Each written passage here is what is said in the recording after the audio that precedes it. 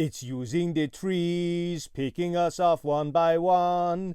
Billy can sense it, and Mac just wants to have fun. If it bleeds, we can kill it. If it bleeds, we can kill it. We must now take a stand. If it bleeds, we can kill it. To bring down this hunter, that's part of the plan. Something's out there waiting for us. If it bleeds, we can kill it. It took out my men proper, but I can still make it to the chopper. If it bleeds, we can kill it.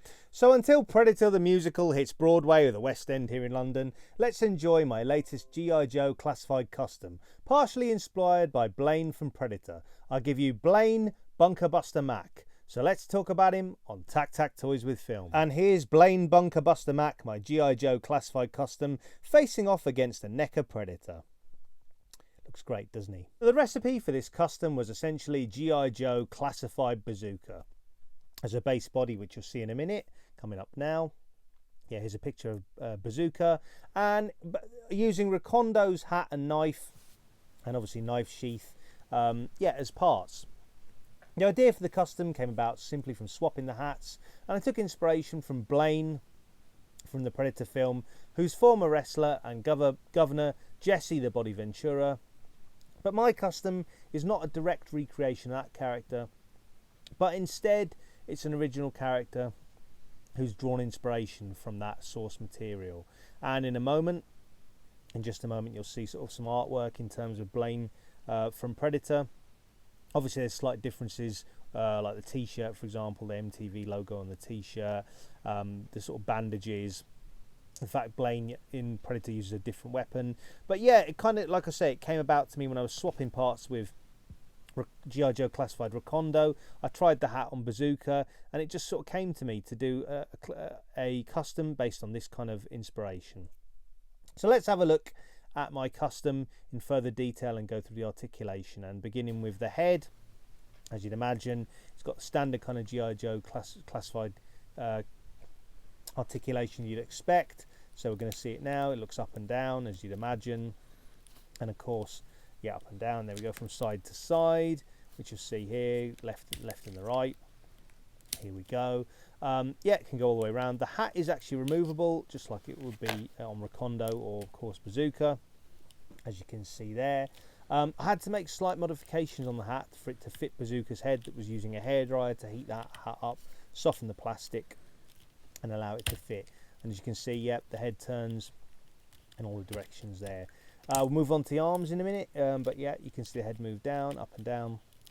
There we go. The arms go out 90 degrees, slight hindering, but yeah, the wrist goes 364 degree rotation. At the shoulder joint, there's full rotation, as you can see there. Double jointed elbows. It's got butterfly joints as well. Yeah, so again, trying the other one. Wrist goes out 360 degree motion. Double jointed elbows. Full sort of rotation at the shoulders. Yeah, and that's kind of the articulation in terms of on the arms, as you'd expect. Yeah, and at the waist, which you're going to see in a moment, you've got a diaphragm pivot, which I'm showing off now. Yeah, we're just going to remove his backpack with all the missiles. We'll get onto that later. But he's got a diaphragm sort of cut where you can do a pivot on the articulation. Hasbro do like a good pivot. The legs go out fully, but like with some classified figures, Bazooka does have a bit of resistance at the drop down hips, and you may need to heat the figure up a few times to relieve this. He's got double jointed knees, as you can see there. Full sort of boot cut and thigh swivel, as you'd imagine. Yeah, there's the thigh swivel on show. Sometimes when I'm doing customs, two of the areas that can seize up are the thigh cut and the boot cut if I've not sanded it properly enough, but after the painting's been completed. But I've sanded everything down so that the articulation is usable in those areas, and of course everything else. You've got the ankle joint, as you'd expect. Yeah, again, just showing off the arm. Knife is in a sheath. That is Recondo's knife and sheath. Again, I heated up Recondo's knife sheath with a hairdryer so it fit Bazooka's larger legs. There you go, double jointed knees on show. Ankle articulation, as I mentioned before. and the boot cut, and there's the thigh swivel on show again. So yeah, and there's the ab crunch, or the ab articulation, and that is basically Bunkerbuster's articulation. So same as any sort of standard G.I. Joe classified figure, so exactly the same as your Tiger Force bazooka. You may, if you're in the UK, have the regular bazooka in hand from Hasbro Pulse, but if not, exactly, I use the Tiger Force bazooka to make this. And if you're enjoying the video, don't forget to smash that like button, and feel free to comment and subscribe.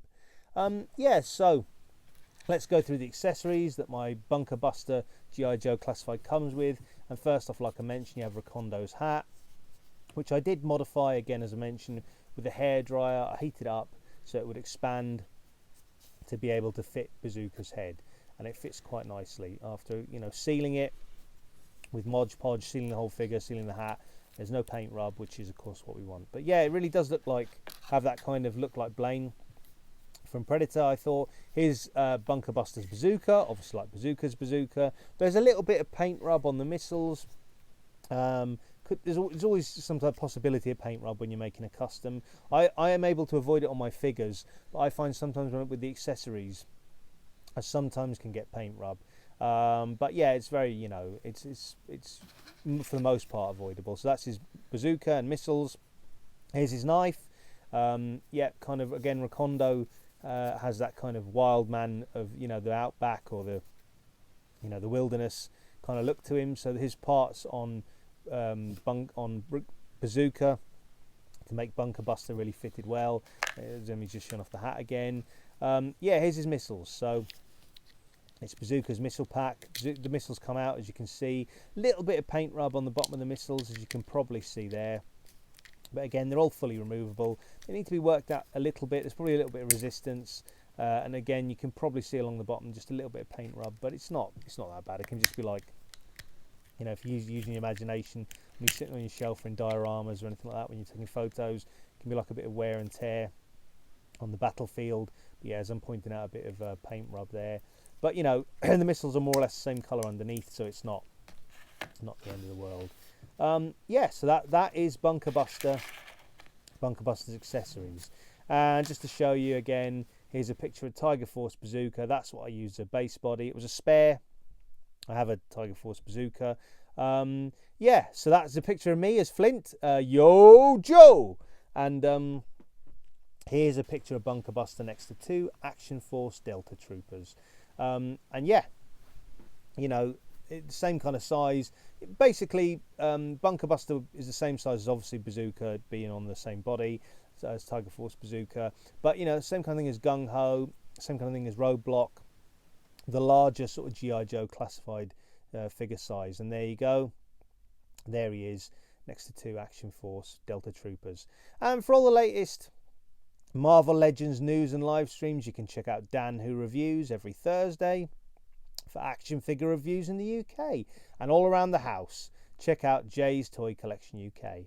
For action figure reviews stateside, you can check out Miguel and the Wolfpack Toy Review.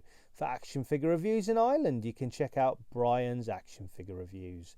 For all things Mythic Legions, Cosmic Legions and more, you can check out Trevor the 1/6 Shooter. Check out Dante and the Infinity Equation. And check out Austin, the Hero of Collectors. And for pop culture chat and action figure discussion, you can check out the 3POA podcast. And for all things film and TV related, you can check out Film and TV Review, and links for everything I've mentioned are in the comments below. So let me know, do you customize action figures? Have you got any custom action figures in your collection? Let me know in the comments below. And for great places to purchase and pre-order action figures, you can check out Props and Replicas. For all your Action Force needs, you can check out Valaverse, now with international shipping. For more pre-orders and purchases, you can check out The Whole Shebang. Why not also check out Comics and Cocktails for all your action figure purchases and pre-orders. You can check out Kapow Toys, who have the latest G.I. Joe classified action figures in stock. You can check out Star Action Figures. Why not check out all the cool stuff?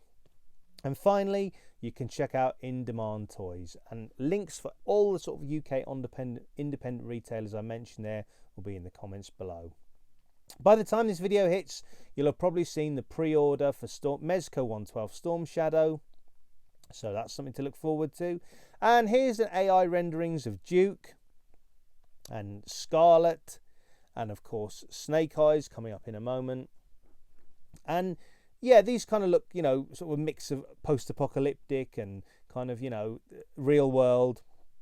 Here we've got Baroness, and we've got Destro coming up in a moment, because Baroness wouldn't be complete without Destro, of course.